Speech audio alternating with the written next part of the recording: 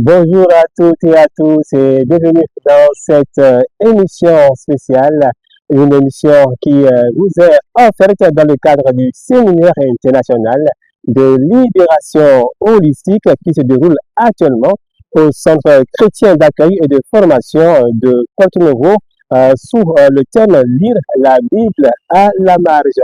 Et justement, en marge de ce séminaire organisé par le mouvement missionnaire pour l'évangile du Christ, nous recevons le révérend pasteur Gilles Odor Moukari. Il vient tout droit de la République démocratique du Congo. Bonjour à vous. Oui, bonjour, monsieur le journaliste Asif. Bienvenue, Bénin. Ok. Alors, le révérend pasteur Gilles Odor Moukari, il est notre invité et avec lui, nous allons débattre de cette thématique, les voies oubliées de la Bible, une lecture à partir des marginalisés. Eh bien, avant de rentrer dans le vif du sujet, révérend pasteur, 20 ans après votre premier séjour à Porto-Novo en 2006, vous êtes de nouveau parmi nous. Quel regard portez-vous aujourd'hui sur le Bénin, son peuple et son évolution au cours de ces 2 dernières décennies? Ok, merci beaucoup, monsieur le journaliste, pour la parole que vous m'accordez. Je crois que parlant d'abord du Bénin, il y a 4 choses qui retiennent mon attention. Quelle est cette chose? Oui, la toute première chose, c'est l'histoire du Bénin. Je crois que c'est du puissant royaume du Dahomey, si j'ai encore bonne mémoire de l'histoire, n'est-ce pas, qui est sous la colonisation française et jusqu'à l'indépendance, et parlons même de la démocratie aujourd'hui. Et la deuxième chose, en fait, c'est sa culture.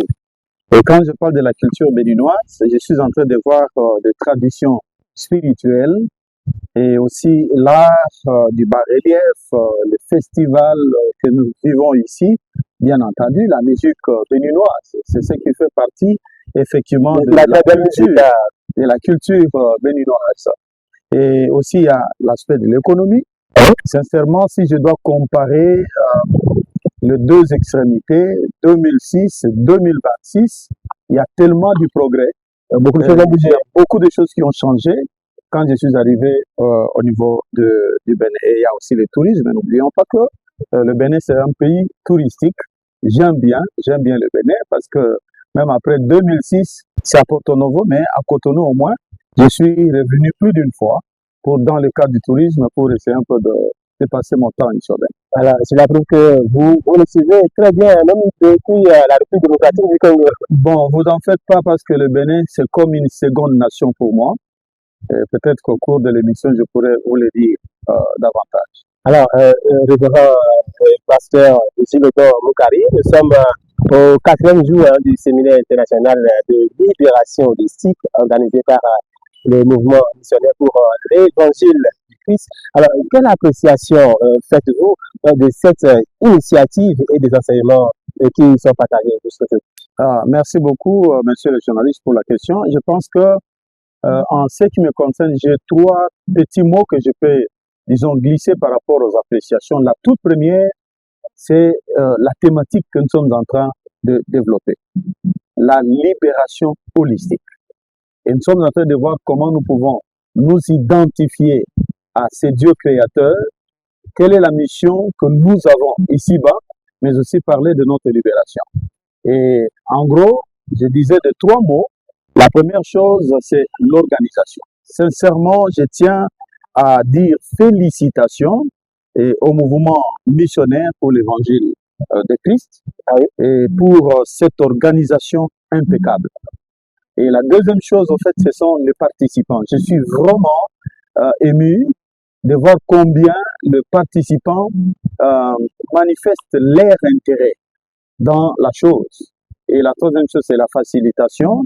Et quand je parle de la facilitation, je vois la simplicité dans les exposés, la clarté dans les exposés, et aussi les facilitateurs qui sont prêts à se donner corps et âme pour apporter les meilleurs et la réussite de ces séminaires.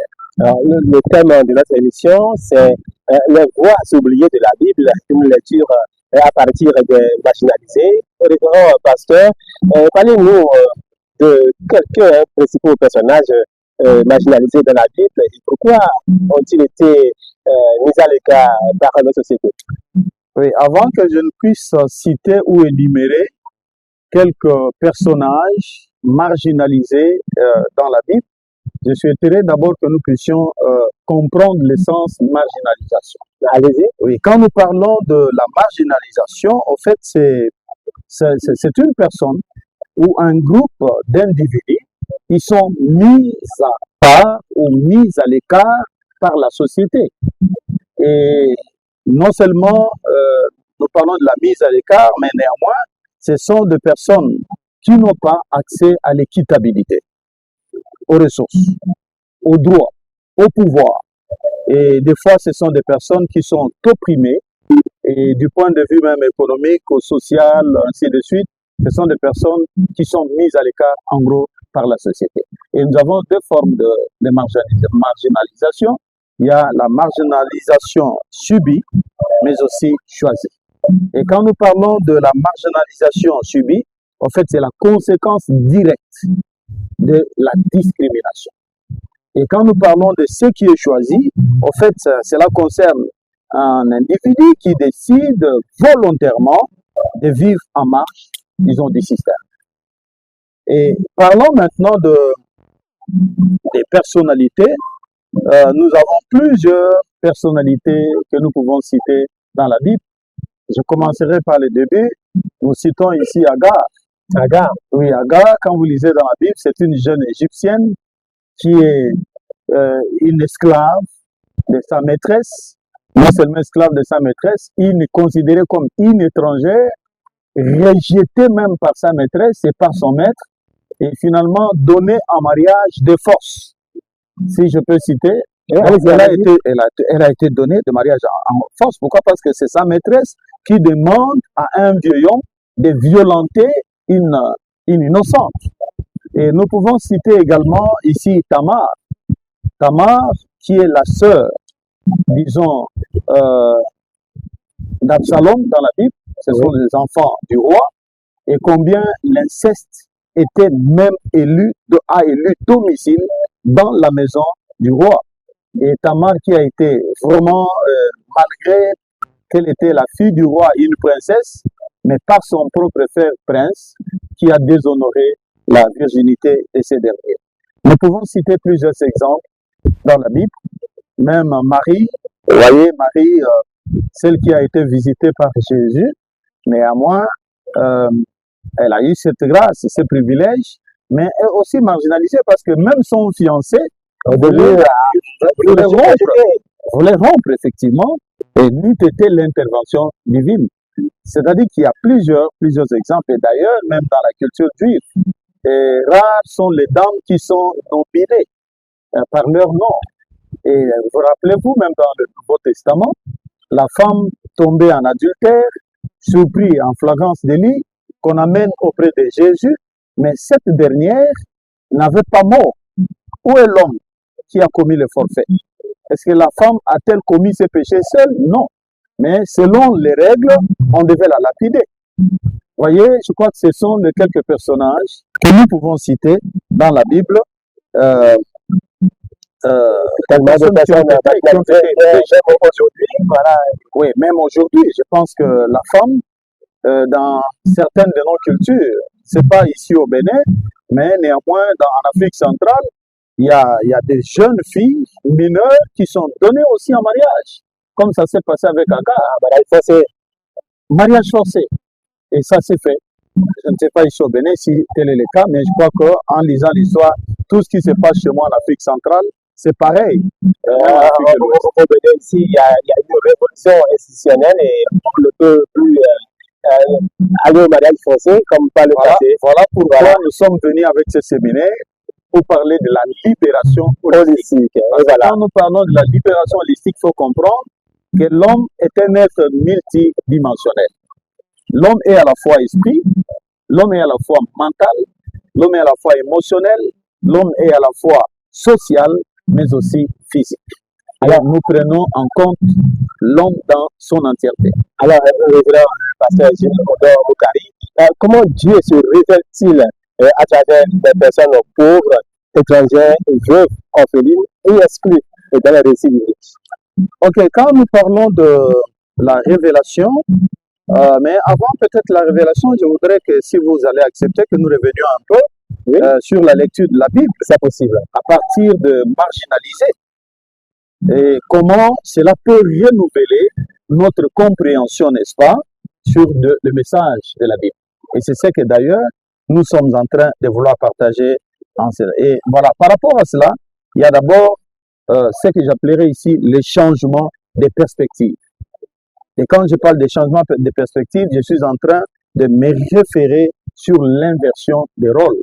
Et quand je parle de l'inversion des rôles, je suis en train de voir comment même Dieu lui-même, à travers sa personne, la personne de Jésus, comment il est en train de fixer ses regards, son attention sur les opprimés, sur les marginalisés. Et aussi, il y a cette proximité historique. Et nous voyons dans la Bible comment est-ce que les marginalisés sont pris en charge par Dieu lui-même. Ou d'ailleurs le cas d'Agar, dont je viens de citer ici, comment Dieu lui-même va devoir se révéler auprès de cette dernière qui a été rejetée par son maître, par sa maîtresse. Mais aussi il y a la découverte, n'est-ce pas, d'un Dieu qui est libérateur. Voilà pourquoi nous parlons de la libération holistique. Donc nous devons arriver à découvrir un Dieu libérateur. Et si je parlais par rapport à la question qui nous est posée sur les comment Dieu se révèle-t-il à travers les personnes pauvres, étrangères, veuves, orphelines et exclues dans les récits bibliques? Comment Dieu se révèle-t-il quand nous lisons dans les récits de la Bible? Nous sommes en train de voir comment est-ce que le Seigneur s'est révélé auprès d'Agar. Il le fait par ce que nous appelons ici une incarnation. Il le fait par incarnation. Et c'est comme Jésus s'est incarné pour devenir chair afin de se révéler auprès d'eux. En dehors de cette incarnation, il peut aussi se révéler à travers cette compassion qu'il est en train de vouloir manifester auprès des personnes qui sont marginalisées. Et la révélation s'est faite d'une manière directe, tout comme il peut aussi le faire par des personnes interposées. Voilà ce que je pouvais partager par rapport à la manière dont il s'est révélé. D'ailleurs, quand je parle de l'incarnation, c'est d'ailleurs la mission même de Jésus qui est venu pour vouloir sauver ce qui était réellement perdu. Alors, pasteur, en quoi la lecture de la Bible à partir des marginalisés renouvelle-t-elle notre compréhension du message biblique? Oui, en ce qui concerne comment, comme vous venez de le dire, la lecture biblique à partir des marginalisés renouvelle. Je venais, je crois, de le dire tout à l'heure, comment cela peut rendre compréhensible le message de la Bible.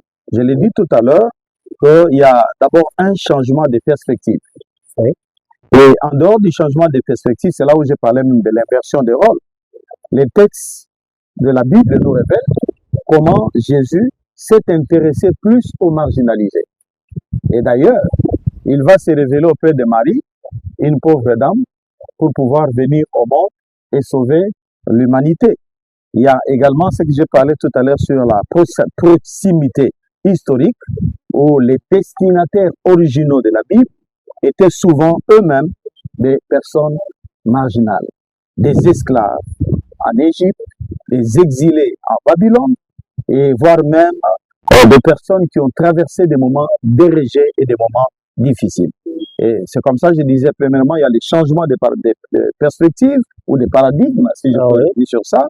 Il y a aussi la redécouverte d'un Dieu libérateur et une relecture subversive de la figure d'abord ou la personne de Jésus-Christ. Parce que Jésus lui-même, c'est une personne marginale. Jésus a été marginalisé, il a été rejeté, on a craché sur lui. Il a, même au début même de son ministère, il a failli être lapidé pour avoir dit une vérité, pour dire voilà la parole de la prophétie d'Ésaïe 61 que je suis en train de lire aujourd'hui s'accomplit à la minute où je parle, où l'Esprit de Dieu est sur moi, pour paraphraser ce qu'il disait, l'Esprit de Dieu est sur moi et il m'a oint pour annoncer la bonne nouvelle aux pauvres. Et enfin, il dit, je viens publier une année de grâce. À cause, il vous dit, il dira que ce que vous venez d'écouter maintenant se réalise. Je suis venu accomplir cela. Il a failli être lapidé à cause de cela. Et il y a également la décolonisation du texte.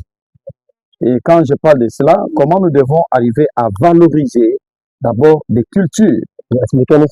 Et quand je parle de la valorisation, en fait, c'est l'intégration des réalités locales.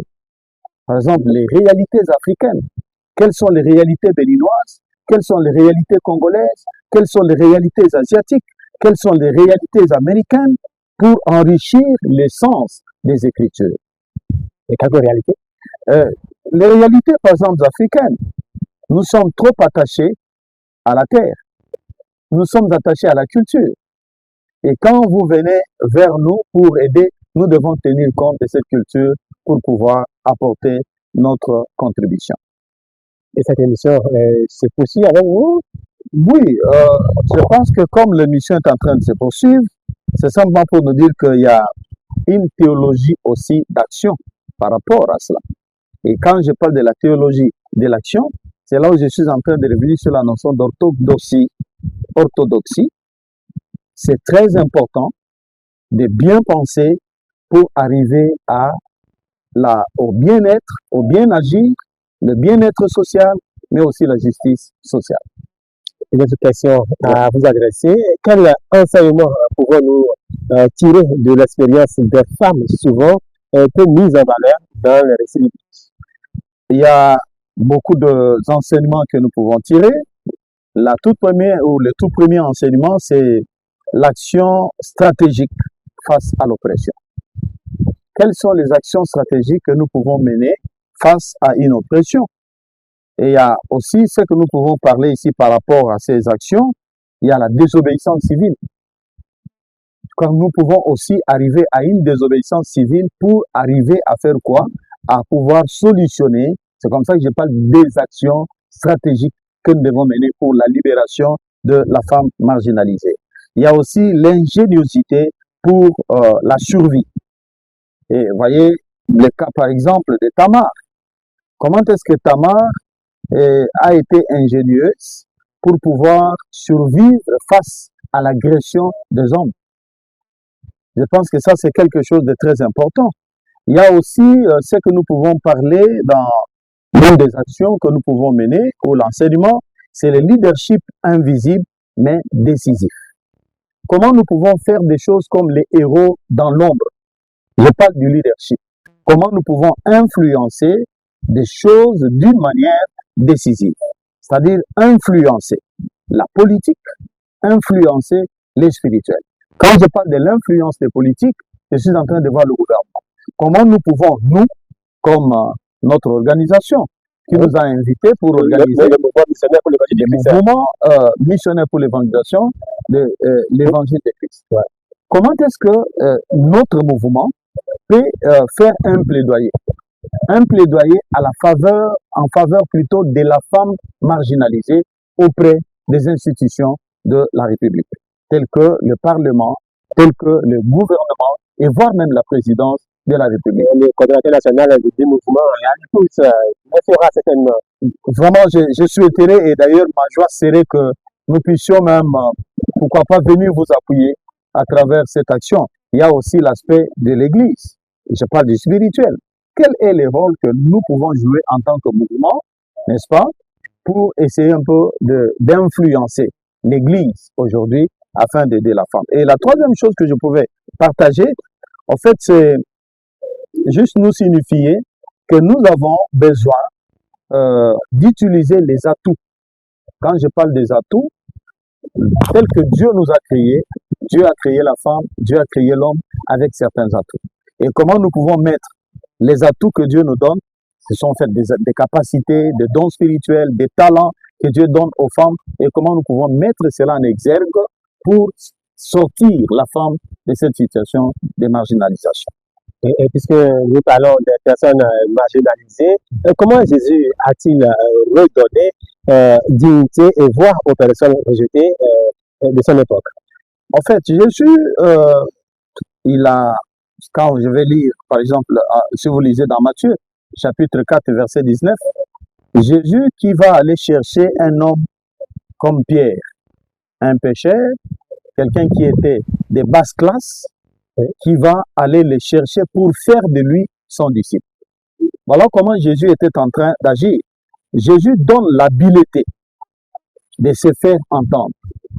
Un homme comme Pierre, les jours de la Pentecôte, c'est lui qui avait pris la parole premier pour prononcer les discours auprès de toutes les personnes qui étaient présentes à Jérusalem, c'est Pierre. Et vous voyez, Jésus donne l'habileté de se faire entendre. La voix des sans-voix. Il peut faire en sorte que cette voix des sans-voix se fasse entendre par une personne qui est marginalisée. Mais aussi, je peux, si vous accepterez, que je donne encore l'exemple de la femme samaritaine.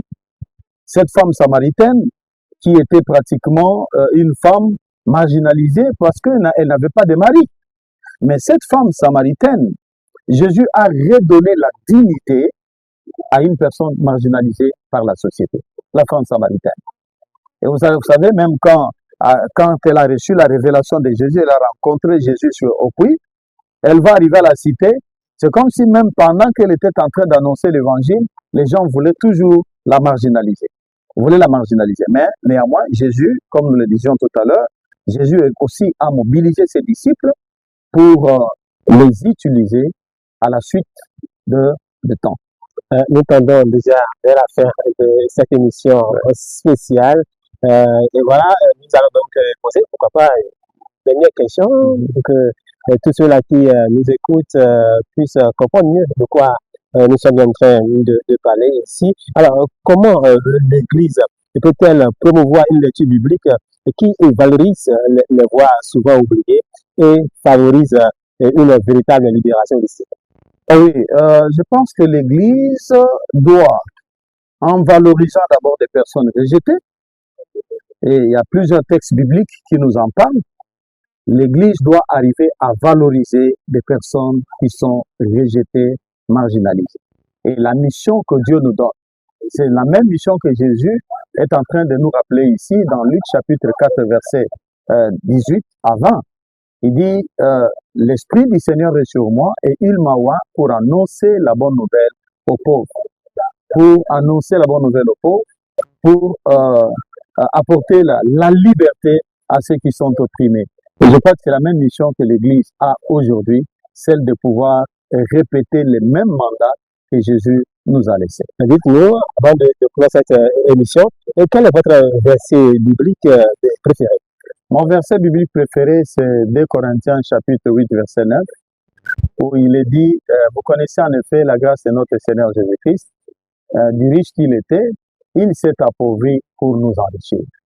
Pourquoi ce choix? Parce que Jésus s'était identifié, et moi, en l'acceptant comme Seigneur et Sauveur, je m'identifie à lui, et lui porte ma pauvreté pour m'enrichir. Il porte ma mort, ma malédiction, pour qu'en lui, je sois un homme béni, et que je puisse revenir à la vie et avoir la vie éternelle à travers la personne de Jésus-Christ. Frère pasteur, votre mot de la fin. Mon mot de la fin serait simplement de dire à tous ceux qui sont en train de nous suivre, nous devons porter les lunettes de Dieu, voir les choses comme Dieu est en train de les voir. Dieu considère le marginalisé, Dieu vient vers les marginalisés, lui-même Jésus s'est fait marginaliser pour que par lui, nous puissions aussi faire pareil et imiter ce qu'il a fait. Portons les lunettes de Dieu, voyons les choses comme Dieu est en train de le voir et nous allons contribuer à la libération de nos nations. Merci à vous, révérend pasteur Gilles Odor Moukari, pour ces riches échanges. Je rappelle que vous nous venez tout droit de la République démocratique du Congo. Au Congo, tout le monde se porte bien. Priez pour le Congo. Comme vous le savez, le Congo aussi est marginalisé par des guerres, par des injustices. Et prions pour que le Seigneur puisse nous sortir. Mais nous avons foi que nous sortirons de cette situation au niveau du Congo. Merci beaucoup. Amen. Merci beaucoup, en tout cas, Asif, pour ce privilège que vous nous avez accordé. Que le Seigneur vous bénisse. Amen. Amen. Merci également au mouvement missionnaire pour l'évangile de Christ qui a permis donc la réalisation de cette émission spéciale pour ces millions de fidèles chrétiens ou musulmans, athées, en tout cas, qui nous écoutent en ce moment. Merci à vous. Donc voilà, nous sommes à la fin de cette émission. Assez Zomaro, je suis resté à la présentation. À très vite.